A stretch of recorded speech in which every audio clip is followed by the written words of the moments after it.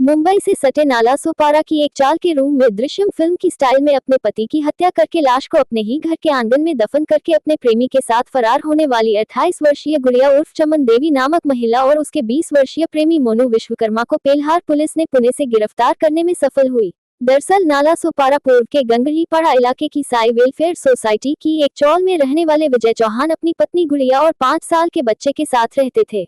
अचानक 20 दिन पहले विजय गायब हो जाता है। काफी खोजबीन करने के बाद भी विजय के नहीं मिलने से परेशान उसके भाई ने पुलिस में गुमशुदगी की शिकायत दर्ज करवा कर विजय के घर गया तो वहां ताला लगा देखा, जिस पर विजय के भाई ने पड़ोसियों की मदद से घर का ताला तोड़कर घर में प्रवेश किया तो उसे घर की जमीन पर नई टाइल्स देखकर शक हुआ और पड़ोसियों की मदद से जमीन की खुदाई की, जिसमें से बदबू आने पर पेल्हार पुलिस को जानकारी दी और नाला सोपारा की पेल्हार पुलिस ने तुरंत घटनास्थल पर पहुंचकर शव को निकालकर पोस्टमार्टम के लिए भेज दिया था। उसके बाद पुलिस ने हत्या का मामला दर्ज करके उसकी पत्नी गुड़िया की खोजबीन शुरू की और 36 घंटों के भीतर ही तकनीकी जानकारी और मुखबिरों की मदद से मृतक की पत्नी गुड़िया और उसके प्रेमी मोनू शर्मा को पुणे के एक घर से गिरफ्तार करके अदालत में पेश किया। हालांकि हत्या की किस वजह से हुई इसकी सही जानकारी सामने नहीं आई है। पेश है हमारे मुंबई संवाददाता अकबर शेख की यह खास रिपोर्ट। इसमें जो चीजें प्राथमिक रूप से सामने आ रही है उसमें जो इसमें मृतक है विजय चौहान, इनकी पत्नी श्रीमती चमन चौहान और इन्हीं के रूम के बगल में रहने वाला मोनू अरविंद शर्मा, ये दोनों के बीच में पिछले कुछ महीनों से जो नाजायज संबंध और जो प्रेम संबंध जो तैयार हुए थे और जिसके चलते जो मृतक विजय चौहान है उसके और उसकी पत्नी आरोपी चमन चौहान, ये दोनों के बीच में, और जो यह दूसरा आरोपी है मोनू शर्मा, इसके माता पिता और मोनू शर्मा खुद, इनके साथ में काफी बार अनबन झगड़ा इस तरीके से काफी दिन से चल रहा था और इसी के चलते इन दोनों के जो चक्कर चल रहा था इसमें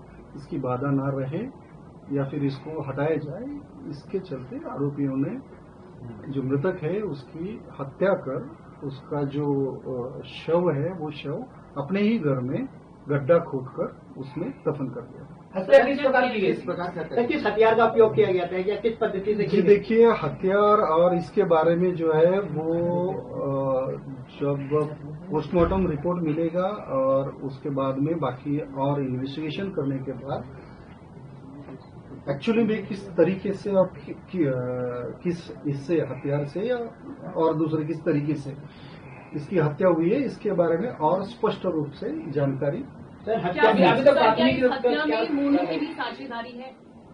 जी, हत्या में दोनों के सहभाग की प्राथमिक रूप से पुष्टि हुई है और दोनों ही आरोपियों के बारे में और जो भी घटनाक्रम हुआ है उसके बारे में आगे और डिटेल में इन्वेस्टिगेशन जो है वो सर्विसगिरी का क्या रोल है? सर्विसगिरी का क्या रोल है?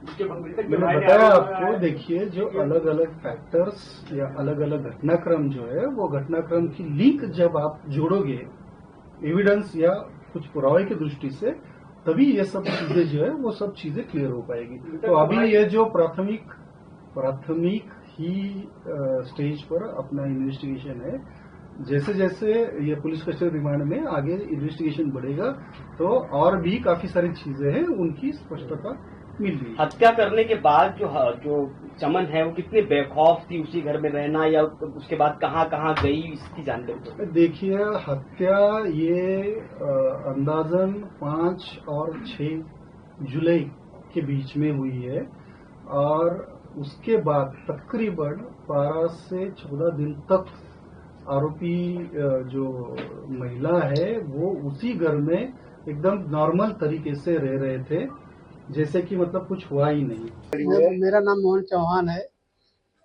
मैं 5-10 दिन से ना पता है, मेरे को मालूम पड़ा तब जाके रूम खोल के ताला तोड़ के देखा तो नया टाइल्स लगा था।